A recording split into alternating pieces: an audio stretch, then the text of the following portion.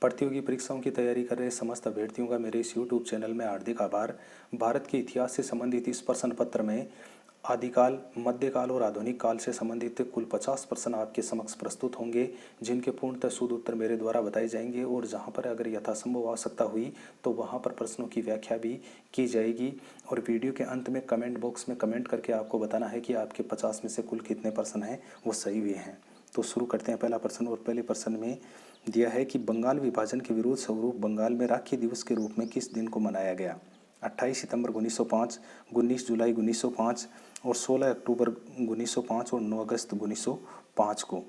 तो बंगाल में जो राखी दिवस है वो 16 अक्टूबर 1905 को मनाया गया था, यानी विकल्प नंबर जो 3 है वो इसका सही उत्तर होगा कि इस दिन रविंद्रनाथ टैगोर ने बंगाल में घोषणा की थी कि 16 अक्टूबर को बंगालियों के घर पर वह वो खाना नहीं बनेगा और इस दिन हिंदू और मुसलमान है वो एक दूसरे को राखी बांधेंगे। तो इसके लिए 16 अक्टूबर और 1905 को राखी दिवस के रूप में मनाने का निर्णय है वो लिया गया था। उसके बाद में अगले सवाल में शिवाजी की शाही अश्व सेना कहलाती थी? बारगीर, रिसाला, सिलहदार और दबीर। तो शिवाजी की जो शाही अश्व सेना है वो बारगीर कहलाती थी। विकल्प 1 है वो इसका उत्तर होगा। फिर तीसरे सवाल में मनसबदारी व्यवस्था में 1/3 और 1/4 का नियम किसने शुरू किया था? तो मध्यकाल के जो राजा थे भारत के, तो वो राजाओं ने क्या किया कि अपने प्रशासन की व्यवस्था है उसको सुदृढ़ बनाने के लिए प्रशासन में लोगों को मनसब के रूप में मनसबदारी व्यवस्था शुरू की थी, ताकि प्रशासन है उसको अच्छी तरह से चलाया जा सके। कहने का अर्थ है कि मनसब एक पद होता था जिसके माध्यम से प्रशासन को नियंत्रित किया जाता था। तो इस व्यवस्था में 1/3 और 1/4 का नियम है वो शाहजहां ने शुरू किया था। तो शाहजहां है उन्होंने अपने जितने भी जो मनसबदार थे उनके वेतन की कटौतियों का एक नियम, वेतन में एक कटौतियों का एक नियम बनाया था, जिसके तहत उनके कुल वेतन से 1/3 और 1/4 भाग है वो काटा जाता था। तो इसकी शुरुआत है वो शाहजहां ने की थी। फिर गौरीशंकर ओझा के अनुसार गुप्त शासक थे जाट, वैश्य, ब्राह्मण और क्षत्रिय। तो गौरीशंकर ओझा है वो गुप्त शासकों को क्षत्रिय मानते थे। विकल्प नंबर 4 है वो इसका उत्तर होगा। अगले सवाल में 5 में लोथल को किसने खोजा? D.R. Sahni, R.D. Banerjee, S.R. Rao और J.P. जोशी। तो लोथल है उसकी सन 1954 में, लोथल एक गुजरात में स्थित प्राचीन सभ्यता स्थल है और उसकी खोज है वो S.R. राव ने की थी। 3 नंबर विकल्प इसका राइट आंसर होगा। आगे 6 में यूनानी नाम एमिथ्रोचेट्स किस मौर्य शासक का समानार्थी है? कहने का अर्थ है कि किस मौर्य शासक को एमिथ्रोचेट्स की उपाधि प्राप्त थी? चंद्रगुप्त, अशोक, बिंदुसार और सुसीम। तो इसमें एमिथ्रोचेट्स की उपाधि है वो बिंदुसार को प्राप्त थी। 3 नंबर विकल्प सही उत्तर। फिर 7 में किसने क्रिप्स मिशन को दिवालिया बैंक के नाम अगली तारीख का चेक की संज्ञा दी है? तो क्रिप्स मिशन है उसके बारे में ऐसी बात है वो इन व्यक्तियों में से किसने कही थी? जवाहरलाल नेहरू, मोहनदास गांधी, फिरोज मेहता और सुभाष चंद्र बोस। तो मोहनदास गांधी है, महात्मा गांधी है, उन्होंने ये बात क्रिप्स मिशन के बारे में कही थी। आगे निम्नलिखित में से किसे जैन धर्म के त्रिरत्न में सम्मिलित नहीं किया जाता? कि जैन धर्म के जो त्रिरत्न हैं उनमें किसको सम्मिलित नहीं किया गया है? सम्यक दर्शन, सम्यक ज्ञान, सम्यक वाणी और सम्यक चरित्र। तो जैन धर्म के त्रिरत्नों में सम्यक वाणी है उसको सम्मिलित नहीं किया गया है। 3 नंबर विकल्प राइट आंसर होगा। आगे 9 नंबर के सवाल में अल-बरूनी की किताब उल हिंद निम्नलिखित में से किस भाषा में लिखी गई थी? अल-बरूनी की जो पुस्तक है किताब उल हिंद है उसकी भाषा को बताना है कि वो किस भाषा में लिखी गई थी। फारसी, अरबी, तुर्की और उर्दू। तो अल-बरूनी की जो किताब है वो अरबी भाषा में लिखी गई थी। 2 नंबर विकल्प है वो इस प्रश्न का उत्तर होगा। आगे 10 नंबर के सवाल में पंडित राज जगन्नाथ किस मुगल बादशाह के दरबार में राजकवि थे? अकबर, औरंगजेब, हुमायूं और शाहजहां। तो पंडित राज जगन्नाथ हैं वो शाहजहां के दरबार में थे। 4 नंबर विकल्प इस प्रश्न का सही उत्तर होगा। आगे, हर्षवर्धन को परम माहेश्वर कहा गया है। बांसखेड़ा ताम्रपत्र में, प्रयाग प्रशस्ति में, प्रबंध कोश में, हर्ष चरित्र में। हर्षवर्धन जो 6वीं शताब्दी में 606 से लेकर 647 ईस्वी तक शासक रहे थे, तो उनको परम माहेश्वर के नाम से पुकारा गया है। किस एक प्रशस्ति में या ताम्रपत्र में, प्रबंध कोश में या हर्ष चरित्र में? तो बांसखेड़ा ताम्रपत्र है वो उत्तर प्रदेश के शाहजहांपुर से 40 किलोमीटर दूर एक बांसखेड़ा नाम का स्थान है, वहाँ पर ये ताम्रपत्र प्राप्त हुआ था। और उसमें हर्षवर्धन है, वो अपने को स्वयं को परम माहेश्वर नाम से संबोधित भी करता है। तो इसमें विकल्प 1 है वो इसका सही उत्तर होगा। फिर 12 नंबर के सवाल में, इबादत खाना की स्थापना किस वर्ष हुई थी? 1572, 1575, 1579 और 1582। तो इबादत खाना है वो अकबर ने दार्शनिक एवं धर्मशास्त्रीय प्रश्नों पर वाद विवाद हेतु फतेहपुर सीकरी में इसकी स्थापना की थी। और वो कब हुई थी? 1575 ईस्वी में। 2 नंबर विकल्प सही उत्तर होगा। 13 नंबर के सवाल में, सिंधु घाटी सभ्यता में हमें स्टेडियम के प्रमाण कहाँ से मिले हैं? लोथल, हड़प्पा, राखीगढ़ी और धोलावीरा। तो सिंधु सभ्यता में जो स्टेडियम के प्रमाण हैं वो धोलावीरा गुजरात से मिले हैं। धोलावीरा गुजरात में एक सिंधु सभ्यता स्थल है, वहाँ से इसके प्रमाण हैं वो मिले हैं। फिर 14 नंबर के सवाल में ये पूछा है कि बुद्ध किस वंश से संबंधित थे? शाक्य, मल, कोलिय और कुरु। तो महात्मा बुद्ध हैं वो शाक्य वंश से संबंधित थे, इसीलिए इनको शाक्य मुनि के नाम से भी पुकारा जाता है। फिर 15 में, झांसी को ब्रिटिश साम्राज्य में कब सम्मिलित किया गया था? लॉर्ड डलहौजी की नीति, जो हस्तक्षेप की नीति थी, उसके तहत जितनी भी जो रियासतें थे उनको मिलाने का काम है वो हड़पने की नीति एक तरह से थी। उस हड़प नीति के तहत झांसी को भी ब्रिटिश साम्राज्य में मिला दिया था। तो कौन से वर्ष में मिलाया गया था? 1850, 1853, 1856 और 1860। तो इस प्रश्न का जो सही उत्तर है वो 1853 होगा। फिर 16 नंबर के सवाल में, मुगल शहर सूरत को शिवाजी ने किस वर्ष में लूटा था? 1657, 1660, 1664 और 1675 में। तो सूरत है उसको शिवाजी ने 2 बार लूटा था। पहली बार 1664 ईस्वी में और दूसरी बार 1670 ईस्वी में सूरत को लूटा गया था। तो इस प्रश्न का जो सही उत्तर है वो 1664 होगा। फिर 17 में, निम्न में से कौन सी कृति राजा राम मोहन राय द्वारा रचित नहीं है? A gift to monotheist, the precepts of Jesus, the destiny of human life, Gaudiya Vyakaran. तो इसमें राजा राम मोहन राय की जो पुस्तक है वो 3 नंबर नहीं है। The destiny of human life ये पुस्तक राजा राम मोहन राय की नहीं है, बाकी सभी पुस्तकें हैं वो राजा राम मोहन राय द्वारा रचित हैं। फिर 18 में, बाल गंगाधर तिलक के किसके विरुद्ध लंदन में एक कानूनी दावा दायर किया था? तो बाल गंगाधर तिलक हैं, उन्होंने लंदन में एक व्यक्ति है उसके खिलाफ अपना जो कानूनी दावा है वो दायर किया था, उसका नाम बताना है। लॉर्ड कर्जन, ओडायर और वी सिरोल और एंग्यू फ्रेजर। तो बाल गंगाधर तिलक ने लंदन में जो कानूनी दावा दायर किया था वो वेलेंटाइन सिरोल के खिलाफ किया था, क्योंकि वेलेंटाइन सिरोल ने ही बाल गंगाधर तिलक को भारतीय अशांति का जनक कहा था। उसके विरुद्ध में ही उन्होंने ये दावा है वो दायर किया था। फिर आगे, फिर इस 19 नंबर सवाल में पूछा है कि कांग्रेस के उदारवादी नेता जिन्होंने सन 1912 से 1915 के मध्य भारतीय लोक सेवा आयोग के सदस्य के रूप में सेवा दी, वे थे गोपाल कृष्ण गोखले, दादा भाई नौरोजी, सुरेंद्र नाथ बनर्जी और फिरोज शाह मेहता।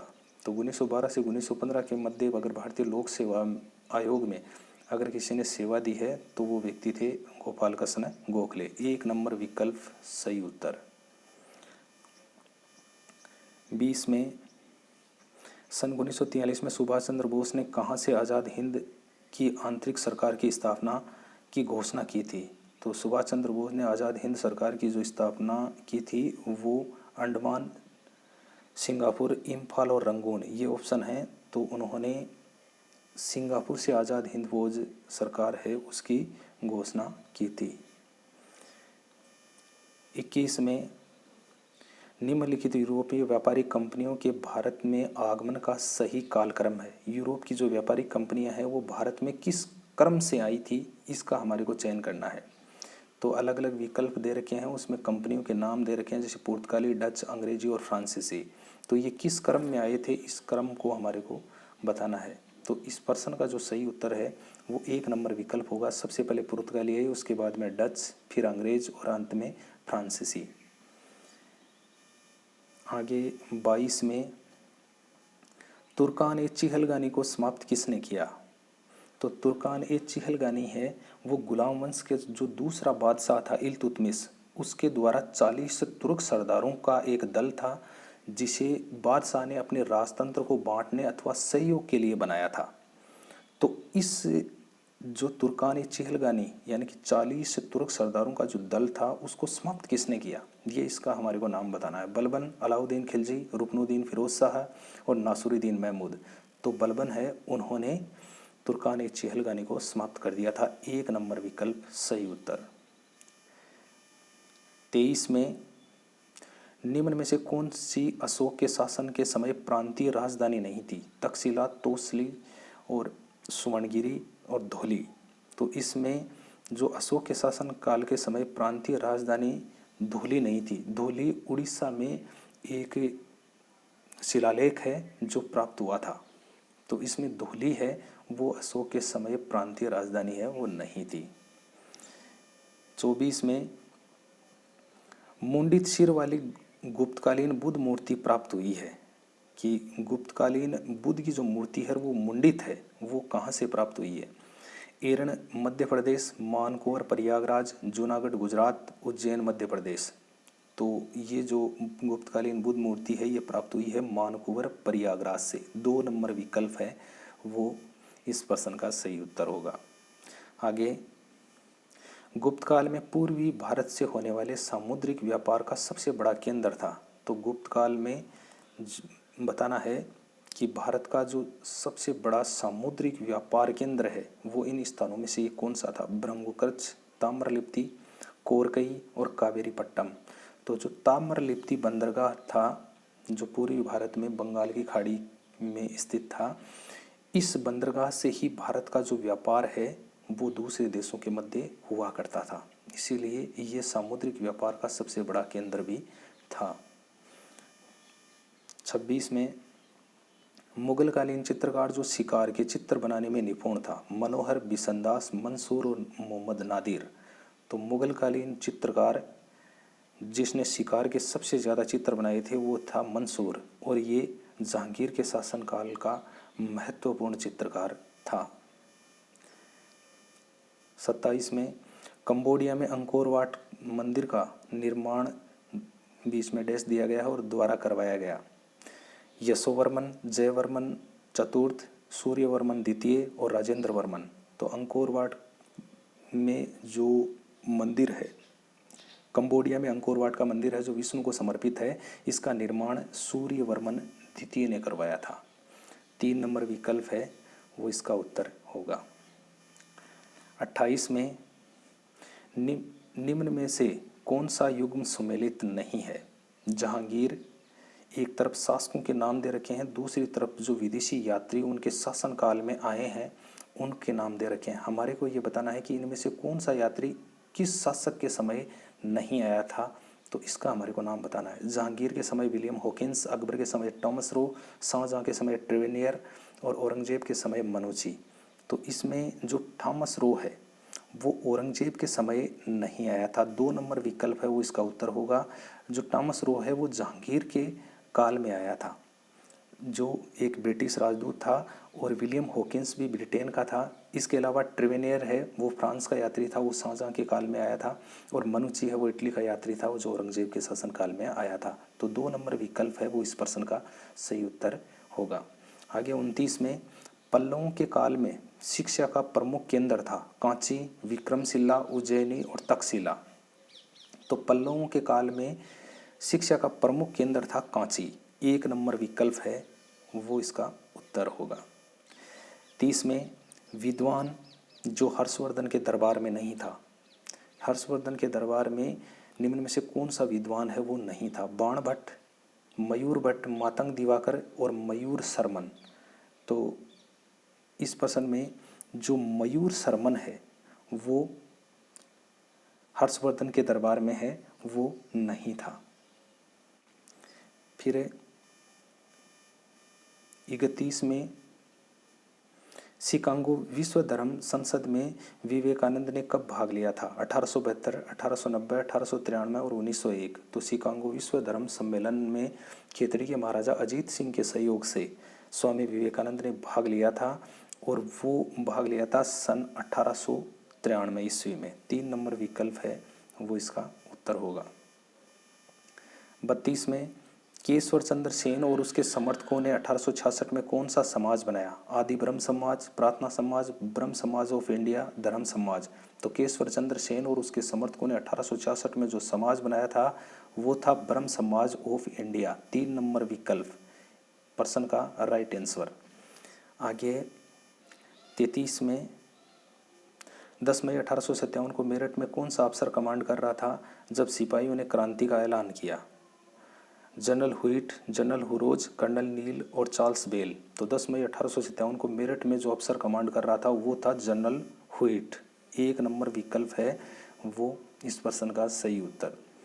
34 में भारत सरकार अधिनियम 1919 महत्वपूर्ण है क्योंकि उसने शुरू किया पृथक प्रतिनिधित्व, द्वैध शासन, प्रांतीय स्वायत्ता, केंद्र एवं प्रांतीय सरकारों में विषयों का विभाजन। तो भारत सरकार अधिनियम 1919 महत्वपूर्ण है क्योंकि उसने भारत में द्वैध शासन की शुरुआत की थी। 2 नंबर विकल्प है इसका उत्तर होगा। और अंग्रेजों ने द्वैध शासन की शुरुआत इसलिए की थी कि भारतीय लोग हैं वो भी प्रशासन से कुछ परिचित हों और अंग्रेज स्वयं ये चाहते थे कि उनको प्रशासन में किसी भी प्रकार को डील करने में कोई दिक्कत नहीं हो।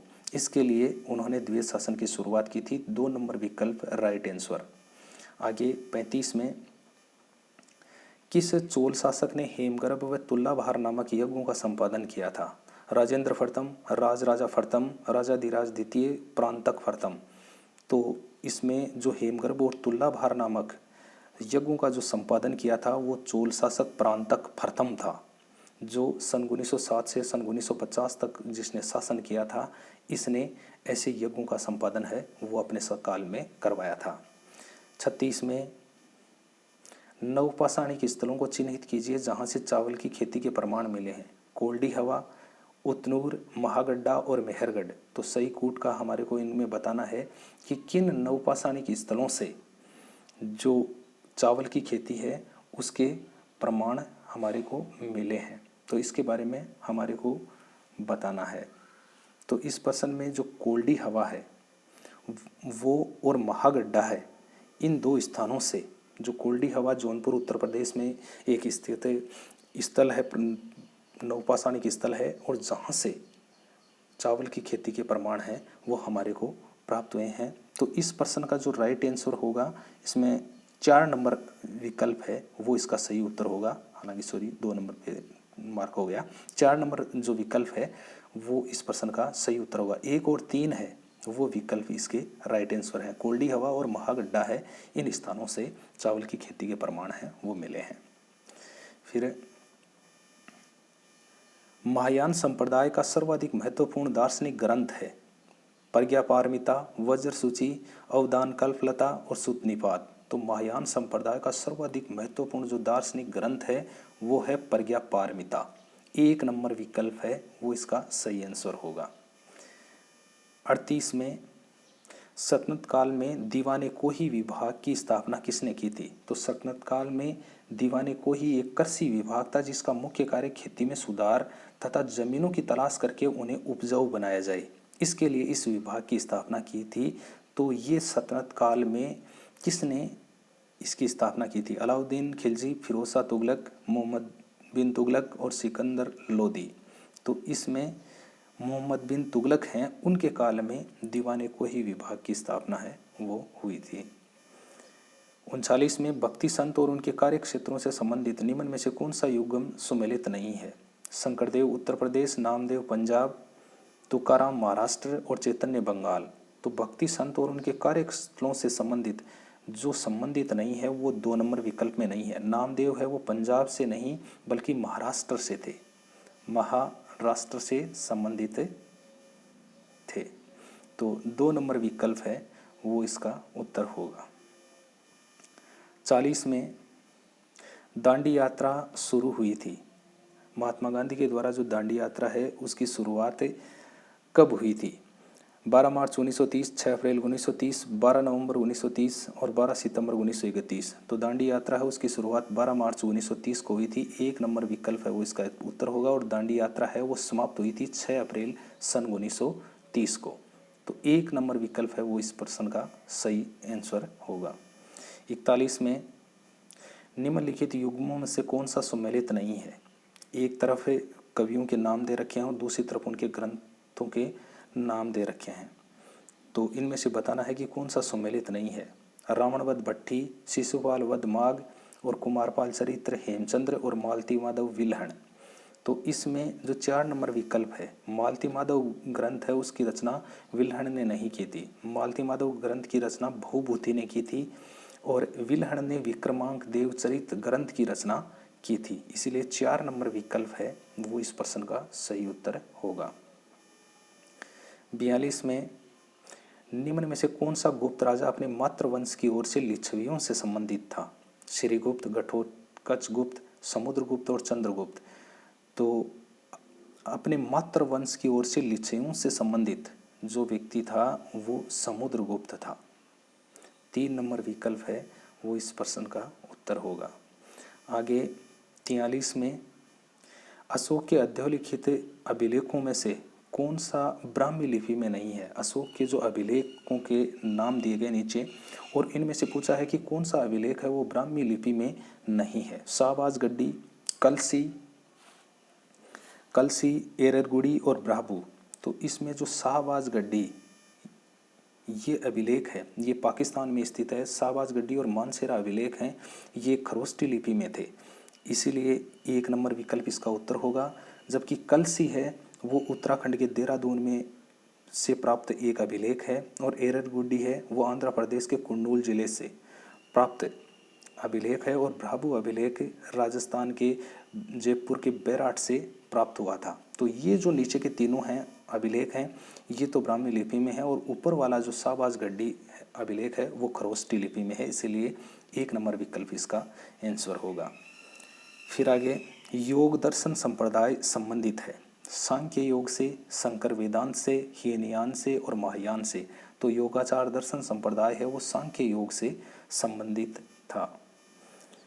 45 में स्वामी विवेकानंद ने वेलूर में रामकृष्ण मठ की स्थापना कब की थी? तो यहाँ पर रामकृष्ण मठ नहीं, रामकृष्ण मिशन की स्थापना है वो स्वामी विवेकानंद ने वेलूर में की थी सन 1909, 1981, 1897 और 1901 में। तो 1897 में स्वामी विवेकानंद ने वेलूर में रामकृष्ण मिशन की स्थापना की थी। तो 3 नंबर विकल्प है वो इसका उत्तर होगा। फिर निम्नलिखित में से कौन सी रचना मीराबाई की है? तो मीराबाई की रचना है उसका नाम बताना है। सखी, बीजक, शब्द और पदावली। तो इसमें सखी, बीजक और शब्द ये तो तीनों कबीर के हैं और जबकि पदावली जो रचना है 4 नंबर विकल्प इसका उत्तर होगा वो मीराबाई की रचना है। फिर निम्नलिखित शासकों में से कौन जैन धर्म के संरक्षक थे? शिशुनाग, खारवेल, चंद्रगुप्त मौर्य। तो इनमें से जो जैन धर्म के संरक्षक थे जिन्होंने जैन धर्म का अनुसरण किया था वो कौन थे? उनके हमारे को नाम बताना है। तो इसमें खारवेल और चंद्रगुप्त मौर्य हैं, इन्होंने जैन धर्म का अनुसरण किया था, इसीलिए विकल्प 2 और 3 है वो इस प्रश्न का सही उत्तर होगा, यानी कि विकल्प नंबर 3 है वो इसका राइट आंसर हो जाएगा। फिर 48 में मोहनजोदड़ो से प्राप्त पशुपति की मोहर पर निम्न में से कौन सा पशु उत्कीर्ण नहीं है? मोहनजोदड़ो से जो पशुपति की मोहर प्राप्त हुई है उस पर एक पशु है उसका चित्र नहीं बना हुआ है, उसका हमारे को नाम बताना है। हाथी, गेंडा, बाघ और बैल। तो इसमें बैल है उसका चित्र पशुपति की मोहर पर नहीं है। 4 नंबर विकल्प 48 नंबर के सवाल का आंसर होगा। 49 में किस वर्ष में सिविल सेवा परीक्षा की अधिकतम आयु 19 वर्ष की गई? 1860, 1862, 1866 और 1878। तो सिविल सेवा है उसकी अधिकतम आयु पहले 21 वर्ष थी, लेकिन उसको घटाकर फिर यानी कि जो है वो 19 वर्ष कर दी थी सन 1878 में। 4 नंबर विकल्प है वो इसका उत्तर होगा। अंतिम 50 में कौन सा युग्म सही सुमेलित है? इसमें सही सुमेलित युग्म है उसका हमारे को नाम बताना है। लॉर्ड मेयो है, उसके शासनकाल में बताया है कि इंडियन रेलवे की शुरुआत हुई थी। Northbrook, prince of Edinburgh की भारत यात्रा, लॉर्ड लिटन के समय दिल्ली दरबार का आयोजन और लॉर्ड रिपन के समय भारत की द्वितीय जनगणना। तो सही सुमेलित हैं वो इसमें 2 विकल्प हैं कि लॉर्ड लिटन है उसके समय दिल्ली दरबार का आयोजन है वो 1877 में हुआ था, तो ये भी सही है। और लॉर्ड लिपन के समय जो भारत की द्वितीय जनगणना है जो 1881 में हुई थी, 1881 में दूसरी जनगणना हुई थी। तो इसमें 2 विकल्प हैं वो सही हैं, तो इसीलिए ये प्रश्न है ये डिलीट की श्रेणी में होगा। और आप जितने भी प्रतियोगी जो इस प्रश्न पत्र को हल कर रहे हैं उनको आपको अपना ये प्रश्न है ये सही मानना है।